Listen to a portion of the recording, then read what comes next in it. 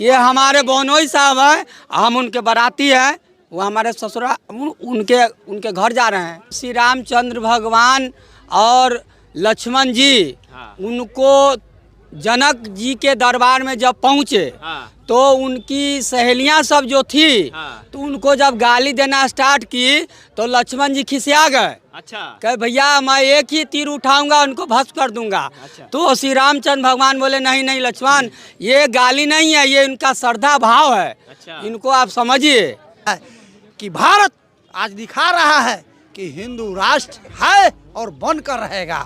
हिंदू राष्ट्र था, हिंदू राष्ट्र है, हिंदू राष्ट्र रहेगा।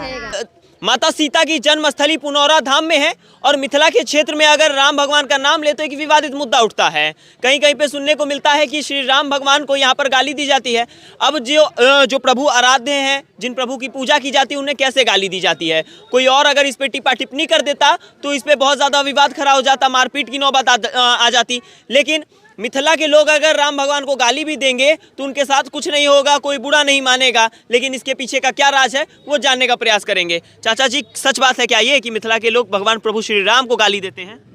गाली तो सब दिन से भाव से हम लोग भाव से न देते हैं। भाव से देते हैं। भगवान तो मानिए रहे, भगवान मान रहे हैं, लेकिन हमरे के यहाँ तो उनका ससुराल है, तक स्वाभाविक है हमने तो कोई बच्चे गाली उनका दे दे। अच्छा, तो मतलब मजाकिया अंदाज में एक भाव से उन्हें गाली दी जाती है। प्यार है इसमें है ना, गाली भी एक प्रेम है। और ये प्रेम में सब डूबा हुआ है, सब डूबे हुए हैं। सब डूबा हुआ है। प्रेम का कोई भाव नहीं होता है। और ये कहावत है कि भगत के बस में है भगवान। श्री राम भगवान जो है ना हमारे बस में आ चुके हुए हैं। अब इसको कोई नहीं रोक सकता है। अच्छा, प्रभु श्री राम को गाली देते हुए अयोध्या जाइएगा नहीं, गाली नहीं दे रहे हैं हम उनको अपना भावना व्यक्त कर रहे हैं। अच्छा। कि ये हमारे बोनोई साहब हैं, हम उनके बाराती हैं, वो हमारे ससुरा उनके घर जा रहे हैं।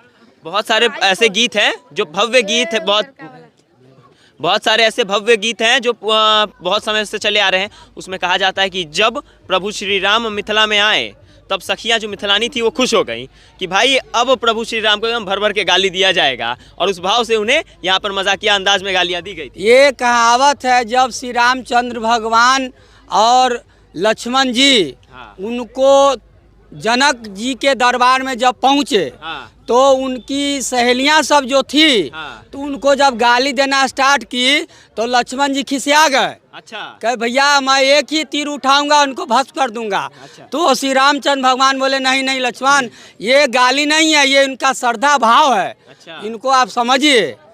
तो श्री रामचंद्र भगवान आगे बढ़े और उन सखियों के पास जैसे पहुँचे तो वो इस तरह से मुस्काई जिसका कोई भाव विभोर व्यक्त नहीं किया जा सकता है।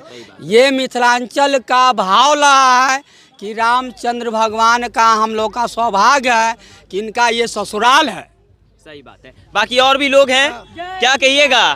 खुशी है प्रभु श्री राम अयोध्या में विराजमान हुए हैं? बहुत खुशी है, बहुत खुशी है, बहुत खुशी है। तो यहाँ पर आई हैं, भार वगैरह जा रहा है, देख करके लग रहा है कि अयोध्या से ज्यादा तो मिथिला के लोग खुश हैं। हाँ, बहुत खुश है, बहुत खुश है। भार देख, भार देवो किए हैं, दी भी हैं भार, भार चल के किए हैं जानकी स्थान सीतामढ़ी से। अच्छा। हाँ। क्या कहना चाहिएगा अयोध्या में राम मंदिर बन गया है? अरे बहुत बड़ा उत्सव है, बहुत बड़ा उत्सव, बहुत बड़ा उत्सव। देश नहीं विदेशों में इसकी चर्चा हो रही है ना। पूरा विश्व में चर्चा हो रही है। पूरा विश्व में चर्चा हो रही है। और कहीं ना कहीं के लिए एक बहुत बड़ी चीज है जो हम लोग का सौभाग्य मिला है।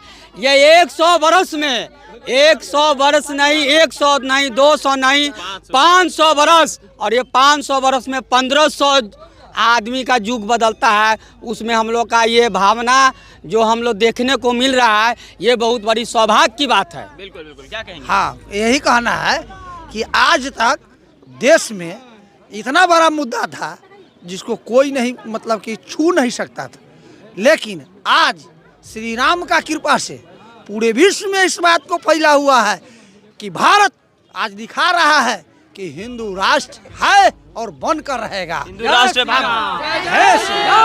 और हिंदुस्तान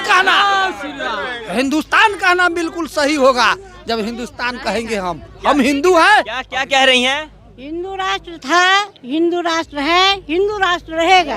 मतलब भारत को आप लोग हिंदू राष्ट्र मानती हैं? हाँ, बिल्कुल। बिल्कुल। प्रभु श्री राम अयोध्या धाम में विराजमान होने वाले हैं। 22 तारीख को वहां पर प्राण प्रतिष्ठा होने वाला है। कितनी खुशी है इस बात की? अपार खुशी है, इसका शब्दों में बखान नहीं कर सकते हैं। व्यक्त नहीं कर सकती हैं नहीं, इस खुशी नहीं, को। इसको- तो जाना है आगे अयोध्या धाम जाना है? बिल्कुल जा ही रहे हैं हम लोग। जा रही हैं? हाँ, तो क्या हम लोग जा रहे हैं। बिल्कुल। और भार वगैरह लेकर के तमाम यहाँ पर लोग आए हैं और सब लोगों में जो खुशी है, जो उत्साह है, वो देखने में ही बन रहा है। इस ठंड में जहाँ पर शीतलहर चल रही है, लेकिन हिंदुस्तान में तो राम लहर चल रही है। युवा हैं कुछ हमारे साथ, क्या कहेंगे? प्रभु श्री राम अयोध्या धाम में विराजमान होने वाले हैं 22 जनवरी को। खुशी है? बहुत खुशी है, बहुत खुशी है, मिथिला के क्षेत्र के रहने वाले हैं। बहुत खुशी है। जय श्री राम, जय श्री राम।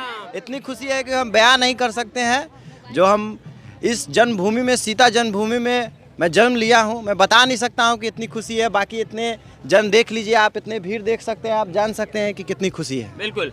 और कहीं ना कहीं मिथिला का जो क्षेत्र है वो अपने व्यवहार के लिए और अपने रिवाजों के लिए जाना जाता है। प्रभु श्री राम यहाँ के दामाद है और देख लीजिए लोग कितने उत्साहित हैं कि भाई भर भर के लोग यहाँ पहुँच रहे हैं, भार पहुँचा रहे हैं, संदेश पहुँचा रहे हैं और यहाँ से अयोध्या धाम जाने को भी तैयार है। पीछे रथ देख लीजिए, इस रथ में हनुमान जी और राम जी को विराजमान करके यहाँ से भेजा जाएगा। हनुमानगढ़ी से, कर्नाटक से आया है? हाँ, ये हनुमानगढ़ी से। हनुमानगढ़ी से? हाँ, देख लीजिए यहाँ पर हनुमान जी का जो है ये है, ये कर्नाटक से हनुमानगढ़ी से आया है। बिल्कुल। और हिंदू हाउस पर लिखा हुआ है हिंदू राष्ट्र भारत, हिंदू राष्ट्र भारत लिखा हुआ है रथ के ऊपर।